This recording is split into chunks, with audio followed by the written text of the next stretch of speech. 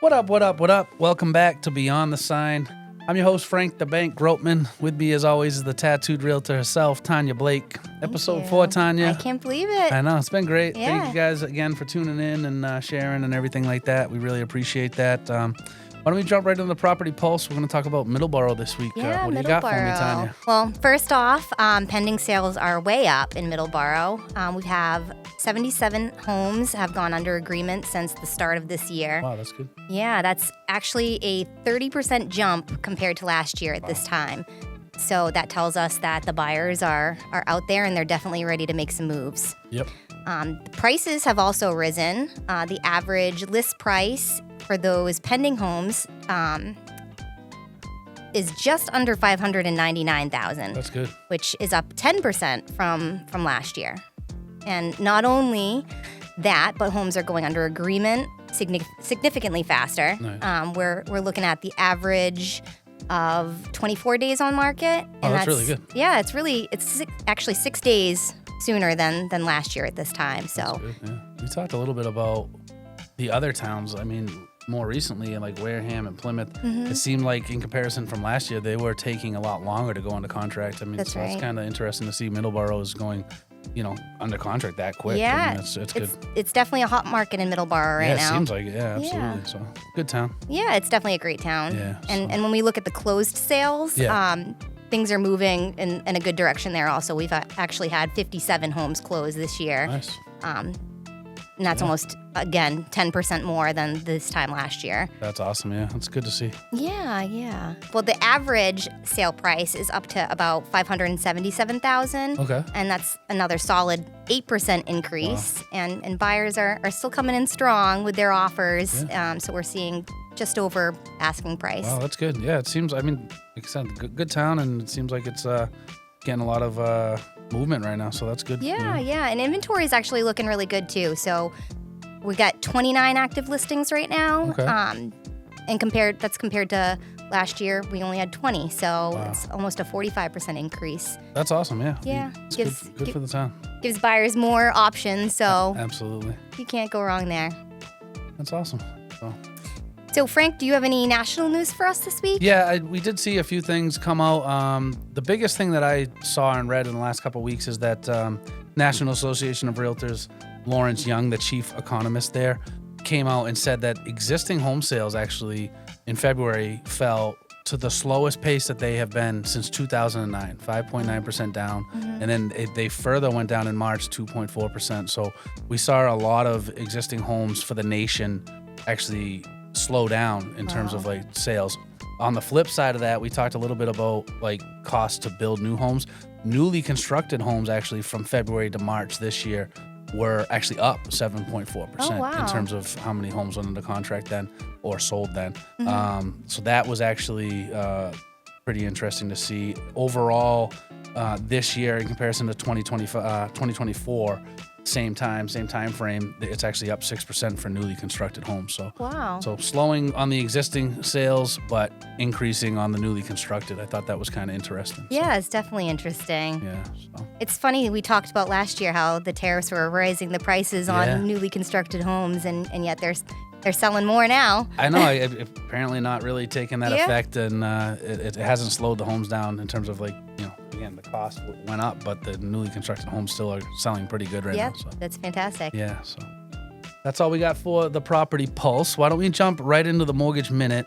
What do you have for current rates right now that you're seeing out there? Yeah, so according to bankrate.com, for a 30-year fixed mortgage, we're looking at 6.76%. Okay. And a little lower than that for the 15-year fixed is 5.93%. So that's really good. Yeah. I mean, it's something we've talked about it a few times. I know rates did jump over 7, like even just 2 weeks ago almost. Yeah. It was 7%, and there was a lot of market uncertainty, the stock market fluctuations. Stock market's been down the last couple months, and obviously the tariffs we've talked about. So we did see a spike, and it's good to see them starting to come back down. It is. So I did also read that mortgage applications this year are up from last year at the same time, 4.3%. So there are more people applying for mortgages. So again, the demand's high, it seems like the rates are getting a little bit better. Existing home sales are actually falling, so that means the inventory typically is up higher in other areas, not necessarily here in Massachusetts or Plymouth County, but we should see some sort of steadying at some point for buyers out there, as we've kind of talked about. So yeah, yep. We just got to get that inventory up. Yeah, if the inventory around here comes up, you said 29 homes and is 45% more in Middleborough, but which is really not a lot of homes if you think about the size of Middleborough, but it's kind of cool to see that it is coming up a little bit. Absolutely. But, yeah. So yeah, that's all we have for the Mortgage Minute this week. Let's get into the best part of the show, the good, the bad, the ugly, the closing confessions. Yes. Everyone seems to like this and all our stories.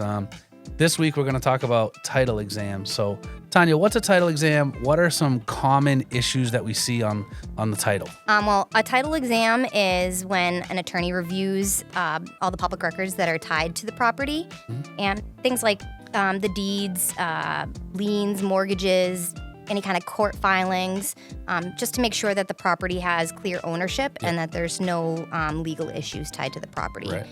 Basically, the goal is to make sure that there's no clouds on the title. Clouds? I didn't know we were talking about the weather today. What's a cloud on the title? What does that mean? Well, not exactly that kind of cloud, but a cloud on a title means that there's something on the property's legal history that makes the ownership unclear as to who actually owns it.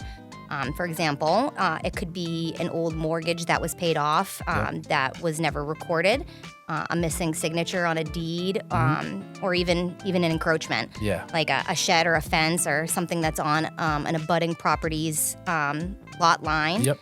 And these type of issues need to be resolved before Absolutely. the property can close. Yeah.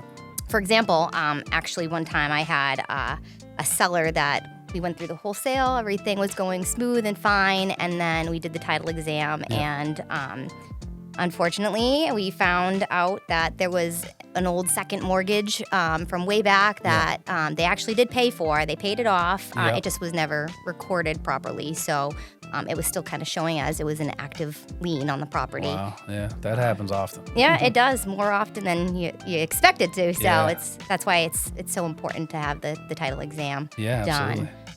But we had to track down all the right paperwork and that's the toughest part right there for sure. Yeah.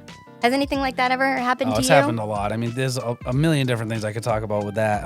But one that stands out to me, back in 2008, we had the bailout. The banks were bailed out, and we had the recession. I think the house was in 2012 or maybe 13. It was for sale. It was my seller, and they did the title exam, and they found exactly what you just said, that they did not file the discharge for a mortgage. So going back, 5 years prior, it was a second mortgage. So they tried to locate the bank. A lot of the banks didn't make it through the bailout. Not all the banks got bailed out. So this bank went out of business. Wow. So it was really, really tough to try to track down the paperwork, like you said, because the bank was no longer in business. So, but you do see that often. But that one, luckily, they did find the discharge and were able to file it and record it at the registry and get it all situated. But a lot of stuff like that did happen. So, it's the worst. Yeah. It's like a scavenger hunt for documents that you didn't even know that you needed. It's crazy. Make sure you keep all your documents just in case. Yeah, keep them in a safe place for sure. Absolutely. So do you have, I know you've had your fair share of title headaches. A lot of them, yeah. Didn't you have one recently about an encroachment? I remember you telling me something about like a fence situation that turned into that was a nightmare too, but I was with the buyer on that one. That was actually a fence and a septic system that were encroaching on somebody else's property. So, the fence was up, so they assumed they knew where the lot lines were. But, however, they did not know. Oh, no. And they had a septic installed, and half of it was on somebody else's property. Oh, gosh. Again, you have a lot of different space, and it wasn't like the houses were close together that you could really tell. So, I mean, you got acres over there, acres over here. They put the septic in, and come to find out, and the fence itself were on somebody else's property. Oh, that's never fun to find out. So, yeah. That close to the end, too. Yeah, it was crazy. So my buyer obviously didn't go forward with that, and I'm sure the seller had a lot of finagling to either had to move the septic or buy some of the land from the other person and have it divided or subdivided off to him. And a headache they were going to have to figure out.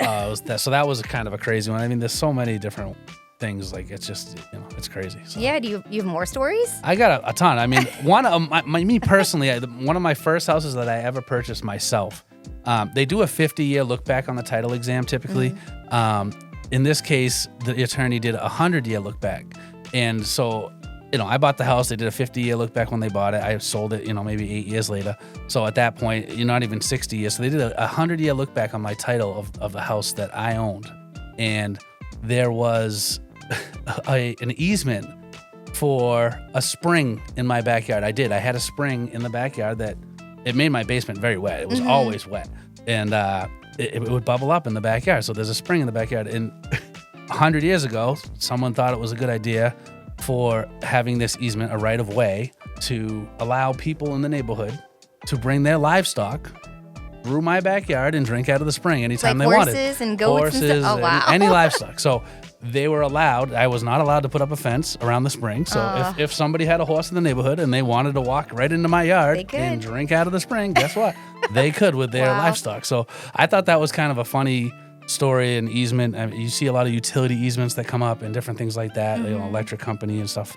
But that one I saw, I was like, that is crazy. That's a crazy old easement that was on my personal property. So funny the things that come up. Oh, it's nuts. Yeah. And I mean, again, just keep records of everything you got and keep them in a safe place. That's really probably the best tips that I could say about that, especially with the discharges. If you get discharge paperwork, keep that safe. You know what I mean? Absolutely. God forbid you can't find it, or a company goes you never out of know business. when it's going to come handy again. Exactly. So that's really all we have this week, and really do appreciate you guys tuning in, and tune in next time, a couple weeks from now. Yeah, so. it's been great. Thanks, guys. Thank you.